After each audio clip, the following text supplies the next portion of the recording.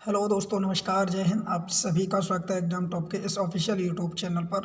तो दोस्तों, जैसा कि आप सभी को पता, करंट अफेयर का हमारा तीसरा क्लास होगा। इससे पहले हमने 2 क्लासें कंप्लीट कर दी हैं घटना चक्र आय दृष्टि के ऊपर। और इस 2 क्लास में हमने इससे जो पिछली क्लास थी उसमें हमने 100 प्रश्नों को कवर किया। आज आप सभी के बीच में अगले 100 प्रश्नों को और कवर करूँगा, जो आपके बीतती हुई घटनाओं पर आधार प्रश्न होंगे, जो आपके यूपी पीसीएस के एग्जाम के लिए मोस्ट इंपोर्टेंट होंगे। तो जैसा कि आप देख सकते हैं, इन सभी प्रश्नों के हम कंप्लीट क्लास कर चुके हैं और इसका पीडीएफ आपको हमारे टेलीग्राम ग्रुप पर मिल जाएगा, जिसका लिंक मैंने इस वीडियो के डिस्क्रिप्शन में ऐड कर दिया है। तो आइए पहला प्रश्न आज का बढ़ते हैं। पहला प्रश्न आपके सामने है कि नाबार्ड के अनुसार उत्तर प्रदेश की साख क्षमता में कितने प्रतिशत की वृद्धि की गई है। तो याद रखेंगे 8% की वृद्धि की गई है। अगला प्रश्न है कि चंदन के तेल के विकल्प पर शोध हेतु उत्तर प्रदेश किस संस्थान से सहयोग लेगा। तो IICT हैदराबाद से। अगला प्रश्न है कि किस वेटलैंड को अधिसूचित करने में अत्यधिक विलंब को लेकर सर्वोच्च न्यायालय व राष्ट्रीय हरित न्यायाधिकरण में याचिका दी गई है। तो ये था आपका धनौली वेटलैंड ग्रेटर नोएडा को लेकर। ठीक है, धनौली वेटलैंड देश की पहली फॉरेस्ट सेंचुरी भी बनेगी। तो ये भी आपको याद रखना है कि भारत की पहली फॉरेस्ट सेंचुरी कौन सी है। तो धनौली वेटलैंड। अगला प्रश्न आपके सामने है कि उत्तर प्रदेश सरकार ने किस शहर में आयोजित एक निवेश शिखर सम्मेलन में 65,000 करोड़ रुपए के समझौते पर ज्ञापन पर हस्ताक्षर किए। तो वो था आपका झांसी। अगला प्रश्न है कि हाल ही में उत्तर प्रदेश के किस शहर में एक दुर्लभ हिमालयन गिद्ध देखा गया है। तो ये था दोस्तों आपके कानपुर में। ठीक है, याद रखेंगे कानपुर शहर में। अगला प्रश्न है कि उत्तर प्रदेश सरकार किस योजना के तहत मेधावी छात्रों को हर महीने सम्मानित करेगी। तो निपुण सम्मान योजना के तहत। इस योजना के तहत कक्षा 1 से कक्षा 3 तक के मेधावी छात्रों को हर महीने पुरस्कृत किया जाएगा। तो अब क्लास भी आपको याद रखना, 1 से लेकर 3 तक के छात्रों को। अगला प्रश्न है उत्तर प्रदेश के किन शहरों में संभावित आंतरिक भूस्खलन के कारण कुछ घरों में दरारें देखी गई। तो जिस प्रकार आपको पता है उत्तराखंड में देखी गई थी, उसी प्रकार अलीगढ़ में।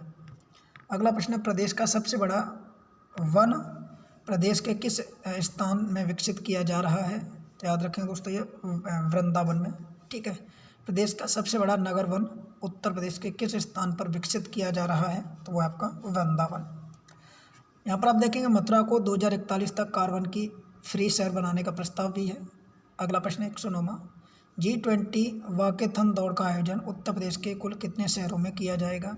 तो उत्तर प्रदेश के 4 शहरों में किया जाएगा, जिनमें का आपका वाराणसी, लखनऊ, आगरा और ग्रेटर नोएडा शामिल होंगे। अगला प्रश्न आपके सामने है, ये दिसंबर महीने का पहला प्रश्न है कि उत्तर प्रदेश राज्य के ऑपरेशन पाताल लोक का संबंध किससे है। तो एक उत्तर प्रदेश सरकार ने ऑपरेशन चलाया था जिसका नाम था पाताल लोक।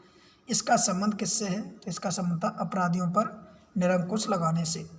उत्तर प्रदेश पुलिस में अपराधियों पर लगाम लगाने और खूंखार अपराधियों की धरपकड़ के लिए दिसंबर 2022 में ऑपरेशन पाताल लोक का जो विमोचन किया गया है या लॉन्च किया गया है। याद रखेंगे ऑपरेशन पाताल लोक।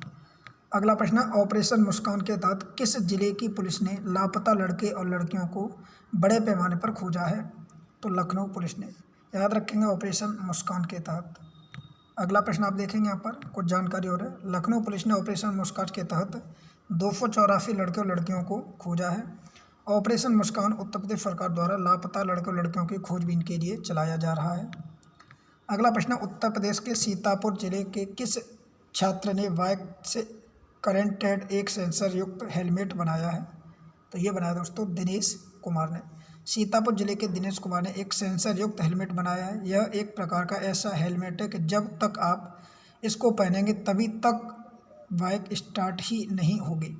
यानी जब तक आप इस हेलमेट को नहीं पहन लेंगे तब तक बाइक स्टार्ट नहीं होने वाली। तो अच्छा हेलमेट है। अगला प्रश्न है कि कौन सा शहर स्वच्छ वायु सर्वेक्षण की राष्ट्रीय रैंकिंग में नंबर 1 पर घोषित किया गया है। तो ये आपका लखनऊ। अगला प्रश्न है, यहाँ पर देखेंगे उत्तर प्रदेश के किस जिले में राज्य का पहला ग्लास स्काई वॉक ब्रिज बनाया गया है। तो ये दोस्तों आपके चित्रकूट में। और इस ब्रिज की जो ऊंचाई है वो 40 फीट के करीब होगी। तुलसी जलप्रपात इसी पर बनाया जाएगा। ठीक है। अगला प्रश्न है कि किस राज्य ने पहली स्ट्रक्चर ऑडिटी पॉलिसी लागू की है। तो आपके उत्तर प्रदेश ने लागू की है। इसका प्रारंभ उत्तर प्रदेश के ग्रेटर नोएडा और नोएडा में किया जाएगा। अगला प्रश्न है किस नोएडा में पहली महिला पुलिस नियुक्त की गई है। तो याद रखेंगे नोएडा में जो पहली महिला पुलिस नियुक्त की गई उसका नाम है लक्ष्मी सिंह। तो याद रखेंगे किसे नोएडा में पहली महिला पुलिस आयुक्त नियुक्त किया गया है, तो लक्ष्मी सिंह को। अगला प्रश्न है कि हाल ही में उत्तर प्रदेश का पहला खेल विश्वविद्यालय किस शहर में स्थापित किया जाएगा, तो ये दोस्तों आपके मेरठ में। अगला प्रश्न है कि प्रदेश में किस विश्वविद्यालय में consortium of international agriculture research centre स्थापित किया जाएगा, तो गोरखपुर विश्वविद्यालय में। गोरखपुर विश्वविद्यालय के कृषि एवं प्राकृतिक विज्ञान संस्थान में consortium of international agriculture research centre स्थापित किया जाएगा। अगला प्रश्न आप यहाँ देखेंगे, उत्तर प्रदेश के 4 शहरों के नाम बताइए जहाँ G20 लीडरशिप समिट के कार्यक्रम की मेजबानी की जानी है, तो वाराणसी, नोएडा, आगरा और लखनऊ। आप याद रखेंगे ये वो 4 शहर हैं जहाँ पर G20 उत्तर प्रदेश में बैठक की गई है। अगला प्रश्न आपके सामने कि जनवरी 2023 में आयोजित गोरखपुर महोत्सव की थीम क्या थी, तो याद रखेंगे इको टूरिज्म, ये इसकी थीम थी। 11 से 13 जनवरी 2023 के मध्य गोरखपुर महोत्सव का आयोजन किया गया जिसकी थीम इको टूरिज्म पर आधारित थी। वहीं 120वां प्रश्न है, उत्तर प्रदेश सरकार 1438 करोड़ प्रति एकड़ में विस्तृत ग्रीनफील्ड टाउनशिप किस शहर में बसाने जा रहा है, तो याद रखेंगे इतने एकड़ भूमि में आपके अयोध्या में बसाया जाएगा। उत्तर प्रदेश सरकार गुजरात के साबरमती की तरह अयोध्या में भी 1438 एकड़ क्षेत्रफल में ग्रीन फील्ड टाउनशिप बनाने जा रहा है। अगला प्रश्न, उत्तर प्रदेश में 1 डिस्ट्रिक्ट 1 प्रोडक्ट योजना कब लागू की गई, तो 1 दिसंबर 2022 को लागू की गई थी। ठीक है, दिसंबर माह में उत्तर प्रदेश सरकार ने 1 डिस्ट्रिक्ट 1 प्रोडक्ट वेटलैंड प्रोग्राम भी लॉन्च किया है। वर्तमान में उत्तर प्रदेश में 10 रामसर फाइटें हैं, आपको याद रखना है। कुल रामसर फाइट कितनी है 10, और टोटल कितनी है पूरे भारत में, तो 75। दोनों पॉइंट याद रखने। उत्तर प्रदेश के किस शहर में यूनिवर्सल हेल्थ कवरेज के राष्ट्रीय सम्मेलन की मेजबानी की जाएगी, तो याद रखें दोस्तों वाराणसी। ई फुफरूफी क्या है, तो आपसे पूछ सकता है ई फुफरुत क्या है, तो उत्तर प्रदेश के 22 सरकारी मेडिकल कॉलेज में अस्पताल प्रबंधन सूचना प्रणाली को ई फुफरुत नाम दिया गया है, तो आपको याद रखना है। अगला प्रश्न आपके सामने, उत्तर प्रदेश के किस शहर में महाकवि सुब्रमण्यम भारतीयार की प्रतिमा का उद्घाटन किया गया, तो ये दोस्तों आपके वाराणसी में। इस प्रतिमा का उद्घाटन किया वो मुख्यमंत्री M.K. स्टालिन के द्वारा किया गया जो तमिलनाडु के मुख्यमंत्री हैं। आइए बढ़ते अगले प्रश्नों की तरफ। देश का पहला उत्तर प्रदेश का पहला जल स्मार्ट शहर कौन सा बना है, तो याद रखेंगे पहला जल स्मार्ट शहर कौन सा बना है, वाराणसी। इसे डेनमार्क सरकार का सहयोग भी मिला है, तो याद रखेंगे इस प्रश्न को। हाल ही में FSSAI द्वारा 5 स्टार रेटिंग प्राप्त करने वाली प्रदेश की दूसरी जेल कौन सी बनी है, तो प्रदेश की दूसरी जेल पूछी जाएगी तो बुलंदशहर जेल बनी है। और इससे पहले सर्वप्रथम फतेहगढ़ की जो जेल थी उसको ये 5 स्टार रेटिंग प्रदान की गई थी, तो दोनों याद रखेंगे, प्रथम फतेहगढ़ जेल फर्रुखाबाद में और दूसरी बुलंदशहर जेल। अगला प्रश्न है, हाल ही में प्रदेश के किस शहर में राष्ट्रीय यूनानी चिकित्सा संस्थान का उद्घाटन प्रधानमंत्री द्वारा किया गया है, तो आपके गाजियाबाद में किया गया था। 11 दिसंबर 2022 को गोवा में 9वें विश्व आयुर्वेद कॉन्फ्रेंस के समापन समारोह में प्रधानमंत्री नरेंद्र मोदी ने राष्ट्रीय यूनानी चिकित्सा संस्थान का डिजिटल माध्यम से उद्घाटन किया। यह संस्थान गाजियाबाद में स्थित है। अगला प्रश्न, पहचान शब्द का संबंध किससे है, तो यूपी बोर्ड के स्कूलों की वेबसाइट से है। उत्तर प्रदेश बोर्ड के विद्यालयों की अलग पहचान बनाने के उद्देश्य से सभी स्कूलों की वेबसाइट बनाई गई है, इसे पहचान नाम दिया गया है। आगे, एक जिला एक मेडिकल कॉलेज के तहत प्रदेश में 6 जिलों में PPP मॉडल पर मेडिकल कॉलेज खोले जाएंगे। यह 6 जिले कौन कौन से हैं, इसमें एक आपका महोबा है, मैनपुरी, कासगंज, हाथरस, हमीरपुर और बागपत। ये वो 6 जिले हैं जिनको PPP मॉडल पर यहाँ पर खोला जाएगा। अगला प्रश्न, उत्तर प्रदेश वेट लिफ्टिंग संघ की कमान पहली बार किस भारतीय महिला को सौंपी गई है, तो नाम याद रखेंगे सबीना यादव को। अगला प्रश्न, हाल ही में जारी किए गए आंकड़ों के अनुसार वर्ष 2018 से 2020 के दौरान उत्तर प्रदेश में मातृ मृत्यु दर क्या रही, तो 167, 1 लाख जीवित बच्चों पर 167। असम में यह दर सबसे ज़्यादा थी। असम में सर्वाधिक माताओं की मृत्यु होती है। मातृ मृत्यु दर प्रति 1 लाख जीवित बच्चों के जन्म होने पर निकाली गई है, जिसमें आपको पता है कि 167 यहाँ पर दर्ज किया गया है। आगे प्रश्न देखेंगे तो आगे प्रश्न को, उत्तर प्रदेश पुरातत्व निर्देशालय की अडॉप्ट हेरिटेज योजना के दूसरे चरण में कुल कितनी धनराशि कितने कुल धरोहर को चयनित किया गया है? तो यहाँ पर याद रखेंगे कुल 10 को चयनित किया गया है। अब वो 10 आप इस PDF से पढ़ लेना, ठीक है। आगे बढ़ेंगे। IIT कानपुर ने कहा प्रदेश का पहला सोलर प्लांट स्टेशन बनाया है? तो ये कौशाम्बी के कड़ाधाम में, ठीक है, प्रदेश का पहला सोलर प्लांट। अगला प्रश्न है अभी हाल ही में उत्तर प्रदेश ने किस जिले में धनुष यज्ञ मेला लगाया है? तो दोस्तों आपके बलिया में। अगला प्रश्न है उत्तर प्रदेश के किस जिले में लिटरेरी फेस्टिवल का आयोजन किया गया है? तो लिटरेरी फेस्टिवल आपके गोरखपुर में। अगला, हाल ही में संस्कृति मंत्रालय ने उत्तर प्रदेश में कहाँ पर अपने क्षेत्रीय सांस्कृतिक केंद्र स्थापित किए हैं? तो ये दोस्तों प्रयागराज में किए गए हैं। संस्कृति मंत्रालय ने पटियाला, नागपुर, उदयपुर, प्रयागराज, कोलकाता, दीमापुर और तमापुर में 7 केंद्रीय सांस्कृतिक केंद्र स्थापित किए हैं, जिसमें उत्तर प्रदेश में आपका प्रयागराज याद रखना है। कौन सा कॉलेज ICSI से मान्यता प्राप्त उत्तर प्रदेश का पहला कृषि विश्वविद्यालय बना है? तो उदय प्रताप कॉलेज वाराणसी, याद रखेंगे ICAR से मान्यता प्राप्त। उत्तर प्रदेश के किस जिले में देश के पहले लेजर ड्रोन शो का आयोजन किया गया है? तो ये था आपका गोरखपुर।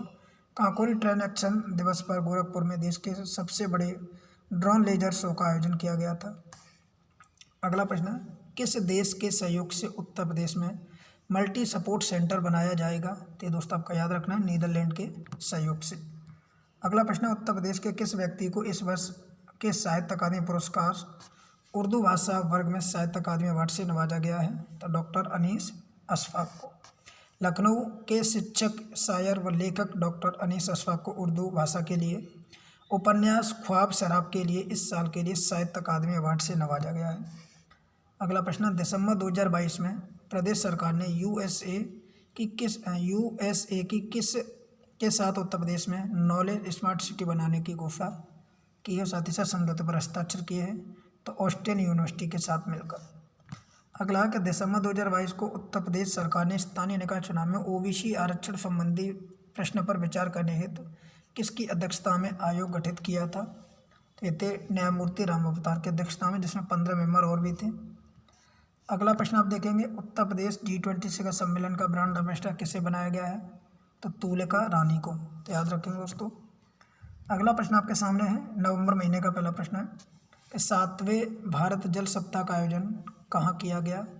तो ये दोस्तों 1 से 5 नवंबर ग्रेटर नोएडा में किया गया था और इसकी थीम थी सतत विकास और समानता के लिए जल सुरक्षा। अगला प्रश्न है कि प्रदेश की किस बर्ड सेंचुरी को केंद्र सरकार ने देश के 53वें टाइगर रिजर्व का दर्जा दिया है? तो याद रखेंगे रानीपुर वाइल्ड सेंचुरी या टाइगर रिजर्व, यह आपके उत्तर प्रदेश के चित्रकूट में स्थित है। यह देश का एकमात्र रिजर्व है जिसमें किसी बाघ का स्थायी निवास नहीं है, लेकिन यह बाघों की आवाजाही का महत्वपूर्ण गलियारा माना जाता है। कुछ और इम्पोर्टेंट है, यहाँ से पूछ सकते हैं कि यूपी में कुल कितने हैं? तो यूपी में कुल 4 हो जाएंगे इस समय। इसमें आपका दुधवा, पीलीभीत, आमनगढ़, बिजनौर और आपका टाइगर रिजर्व, ये आपके 4 हो जाएंगे। अगला प्रश्न है कि उत्तर प्रदेश सरकार ने निकाय चुनाव में OBC आरक्षण देने के लिए, तो आप अभी हम देख चुके हैं, यहाँ पर राम अवतार के नेतृत्व में यहाँ पर गठित किया गया था कमेटी को। अगला है कि नवंबर 2022 में 41वें रामायण मेले का आयोजन कहाँ पर किया गया? दोस्तों आपके रामायण कहाँ पर हो जाएगी? अयोध्या में। अगला प्रश्न है कि नवंबर 2022 में साइकिलिंग से मनाली स्थित माउंट फ्रेंडशिप की चोटी पर चढ़ने का रिकॉर्ड बनाने वाले गोरखपुर निवासी व्यक्ति का नाम क्या है? तो उमा सिंह इनका नाम है। अगला प्रश्न है, भारतीय सर्वेक्षण विभाग ने हाल ही में उत्तर प्रदेश के किस एक जिले से संबंधित रॉक पेंटिंग को सुरक्षित धरोहर घोषित करने का निर्णय लिया है? यह रॉक पेंटिंग किस जिले से संबंधित है? तो दोस्तों याद रखेंगे आगरा जिले के फतेहपुर सीकरी, जो आपने नाम सुना होगा, वहाँ से संबंधित है। ठीक है, फतेहपुर सीकरी से। अगला क्वेश्चन आपके सामने, उत्तर प्रदेश के किस शहर में भारत हस्तशिल्प महोत्सव 2022 का आयोजन किया जाएगा? तो दोस्तों आपके लखनऊ में किया जाएगा। ठीक है, हस्तशिल्प महोत्सव 2022 का आयोजन काफीराम स्मृति उपवन आसियाना लखनऊ में किया जाएगा। इसकी जो थीम रखी गई इस बार की, वो आत्मनिर्भर भारत की ओर बढ़ते हुए कदम रखी गई है।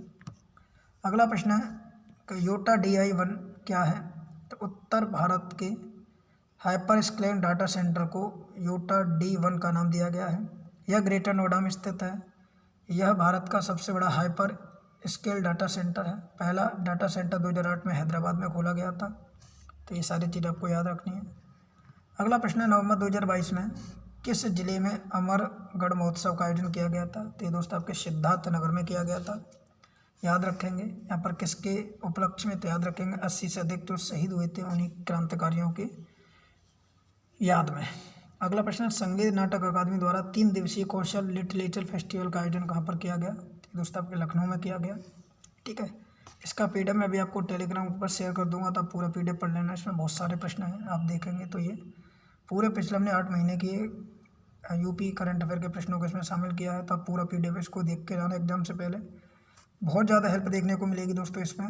ठीक है, तो वीडियो को इतना ही रखता हूँ मैं, थोड़ी तबीयत भी ज़्यादा ठीक नहीं है, तो आप लोग वीडियो देखिए, साथ ही साथ आप पीडीएफ ले लेना। ठीक है, टेलीग्राम से पीडीएफ को पूरा पढ़ के आप अवश्य जाना। थैंक यू, जय हिंद, जय भारत।